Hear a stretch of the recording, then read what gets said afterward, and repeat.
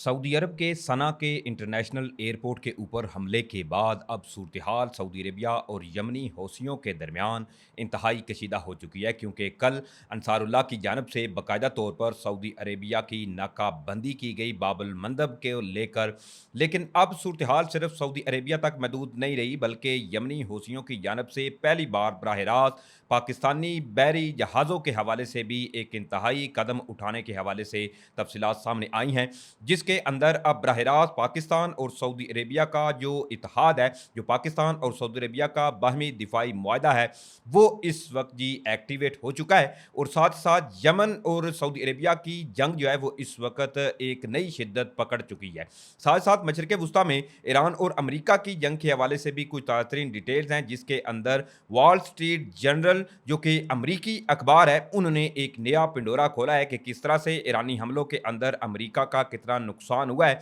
इस हवाले से भी कुछ इंतहाई अहम तरीन डिटेल्स हैं जो इस वीडियो में मैं आपके सामने रखने की कोशिश करूंगा। जल्दी से चैनल को सब्सक्राइब करें, वीडियो को ज़्यादा से ज़्यादा लाइक करें, शेयर करें, एक की बजाय ज़्यादा से ज़्यादा कमेंट्स कीजिएगा और कमेंट्स में पाकिस्तान जिंदाबाद का नारा जो है वो आपने लाजमी कमेंट्स करना है, क्योंकि पाकिस्तान है तो हम हैं। नाज़रीन किराम, जहां आप देखें पहले कि मशरक़ वुस्ता में ईरान और अमेरिका के दरमियान जो जंग है वो इस वक्त इंतहाई शिद्दत इख्तियार कर चुकी है। कुवैत के अंदर जो ईरानी हमले किए गए, जिसके अंदर कुवैत के वाटर डिसैलिनेशन प्लांट, इसके अलावा एनर्जी के इंफ्रास्ट्रक्चर को निशाना बनाया गया, तो अब नौबत कुवैत के अंदर ये आ चुकी है कि अब बाकायदा तौर पर एक तो बिजली का बहरान कुवैत में नज़र आ रहा है, और साथ ही साथ बिजली के बहरान की कमी को पूरा करने के लिए अब जो जनरेटर्स हैं इनका इस्तेमाल किया जा रहा है।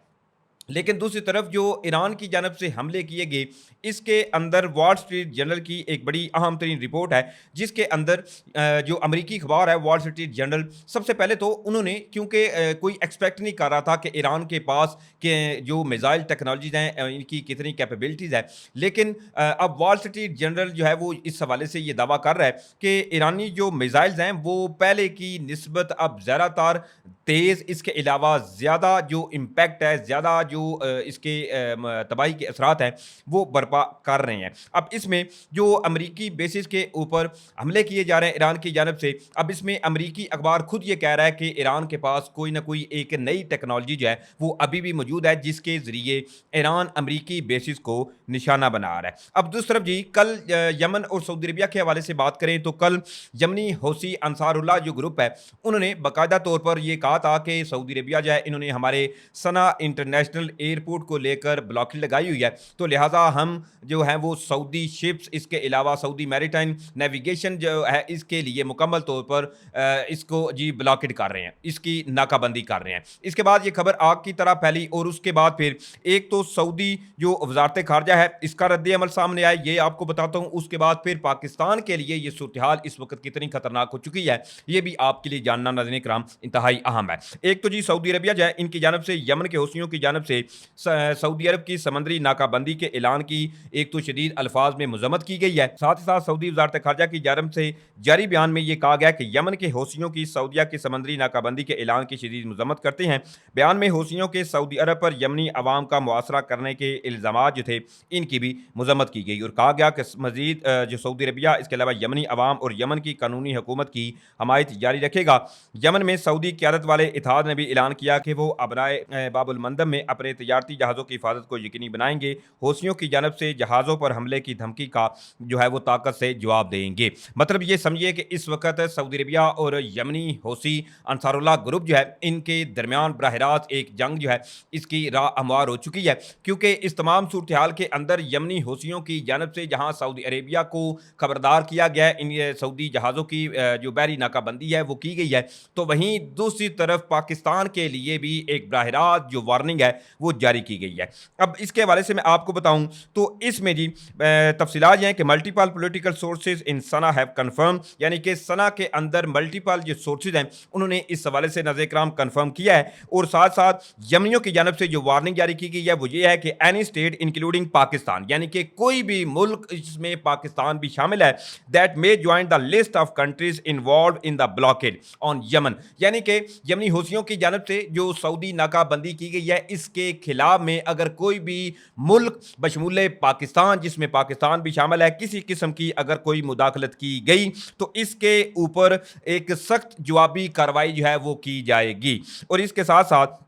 کہا یہ گیا کہ دیٹ میں participated in any aggressive coalition led by Saudi Arabia. اور ساتھ ساتھ اگر سعودی عربیہ کی جانب سے کوئی جوابی کارروائی کی جاتی ہے یمنی حوثیوں کو لے کر اس میں بھی اگر کسی ملک نے شمولیت اختیار کی تو اسے بھی اس ملک کے ساتھ براہ راست یمنی جو ہیں وہ اپنے لیے ایک خطرہ کنسیڈر کریں گے. اب اس میں آلریڈی آپ کو علم ہے ایز یو نو کہ پاکستان اور سعودی عربیہ کا SMDA strategic mutual defence agreement طے ہے جس میں اس ایگریمنٹ کے تحت پاکستان کو ان کیس اگر خدا نہ خواستہ یہ جنگ جو ہے وہ زیادہ پھیلتی ہے یا حالات زیادہ خراب ہوتے ہیں تو اس میں پاکستان سعودی دفاع کے لیے نو ڈاؤٹ کہ اس میں شامل ہوگا کیونکہ پاکستان نے بالکل آلریڈی یہ واضح بتایا ہوا ہے کہ سعودی عربیہ پاکستان کی ریڈ لائن ہے. پاکستان جو ہے وہ اس کے اوپر کوئی کسی قسم کی جو ہچکچاہٹ ہے وہ نہیں دکھائے گا. پاکستان فوری طور پر اپنے برادر اسلامی ملک سعودی عربیہ کے ساتھ کھڑا ہوگا. اب اس میں آپ دیکھیں کہ جو باب المندب ہے وہاں سے پاکستان چونکہ سعودی عربیہ سے کروڈ آئل خریدتا ہے